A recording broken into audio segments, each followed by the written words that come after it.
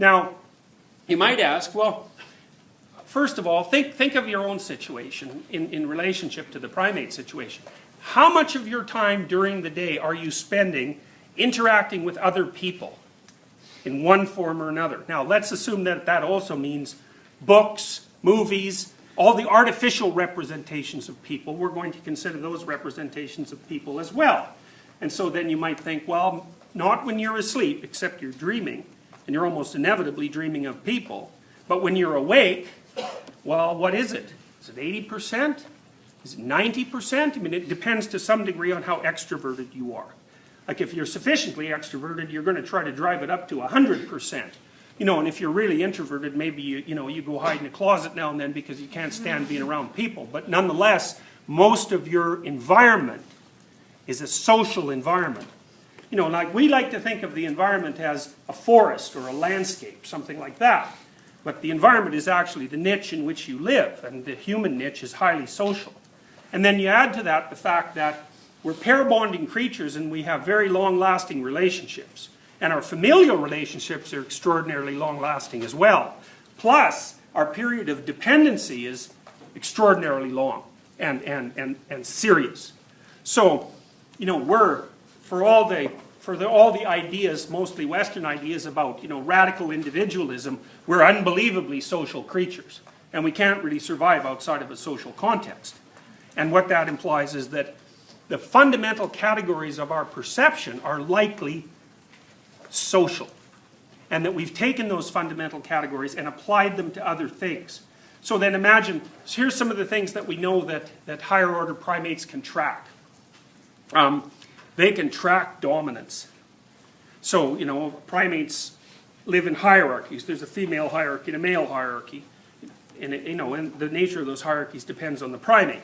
But there are hierarchies, and the hierarchies are extraordinarily important because if you're at the bottom of a hierarchy and you're a social primate, like you're a whipping boy, you're going to get kicked around, your children are going to get kicked around. If a disease comes whipping through your tribe or your troop, then if you're at the bottom of the hierarchy, you're the one that's going to die because you're already stressed and full of parasites and poorly nourished and you don't have a good place to live, and so you're going to get wiped off the map. And even if you don't get killed by some disease, if we track your life expectancy across time, if you're at the bottom of the hierarchy, you're going to die way earlier and you're going to be old much younger than the people or the creatures that are at the top. Because the ones at the top get the best of everything and the ones at the bottom don't. And so it turns out that your place of position in the dominance hierarchy is an unbelievably important determinant of your probability of reproduction, especially if you're male. Most females reproduce, regardless of where they are in the dominance hierarchy. But that isn't the case with males. What happens in males is you get something more like a Pareto distribution, where there's a few males at the top who are unbelievably successful, and then half the males at the bottom who are not successful at all. And so that's one of the, that's one of the chronic stressors that civilized societies have to deal with, because, well, for obvious reasons. So it turns out that primates are very, very sensitive to dominance hierarchy structure, and they know who's at their level, and they know who's below their level, and they know who's above, and they track that across time, and they track it across families, and sometimes they track it across generations, because it can last generations. It does in human beings, it does in chimpanzees. So our brains are pre-wired for dominance hierarchy comprehension. And okay, so that's one domain, the dominance hierarchy. Now you can think about that in a variety of different ways. You can think about that as the social organization. You can think about that as the nature of the tribe. You can think about that as the state or the nation or the people. All of those things are dominance hierarchy variants in some sense. You can think about that as the father. Or you could even think about that as God the Father, with God being the thing that's at the top of the hierarchy in some sense. And I think part of what religious ideation actually does is take the idea of the thing that's at the top of the hierarchy, whatever that is, and make it into a deity. Now, we know that people are much more likely to imitate those who are close to the top of the hierarchy because they want to pull in the behaviors and the attitudes and the ideas that made those people successful.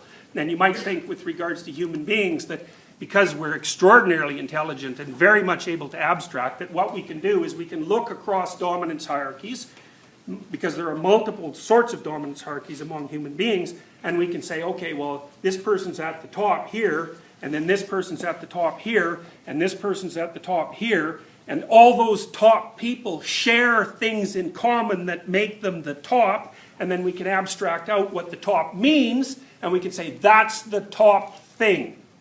And I think that's partly what people are doing in the multi-generational process that they use to extract out religiously significant figures of adulation and admiration. So they're like the best of all possible people across all possible circumstances. Okay, but we'll leave that aside for a moment. It looks like the fundamental symbolic structures that people use to represent the structure of the dominance hierarchy are paternal. So the dominance hierarchy is like the great father. And I think part of the reason for that is that among human beings and among chimpanzees, although it's not so true with bonobos, the male dominance hierarchy is the dominant hierarchy. And you know, this is a claim even that feminists make, right? Because the feminists say that, well, that our culture is basically a patriarchal construction. And you know, they're not very happy about that, but that's a whole different issue. Okay, so one idea